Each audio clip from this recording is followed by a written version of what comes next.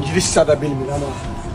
Reserved parking for military and veterans. Thank you for your service. Tərcüməsi nədir görəsən ha? Bunun nədir tərcüməsi bunun? Allah. Çəkər görə tərcüməsi nədir? Hərbi xəbərlər və veteranlar üçün ehtiyata alınmış parking. Xidmətinizə görə təşəkkür edirəm. Veteranların parkingidir. Adamın ağzını cırarlar. Daha başı xarab. Veteran üçün parking olar. Veteran 80 manatın vergi yola saldı. Hələ parkingdə düzəldi. 80 manatın yola sal getsin.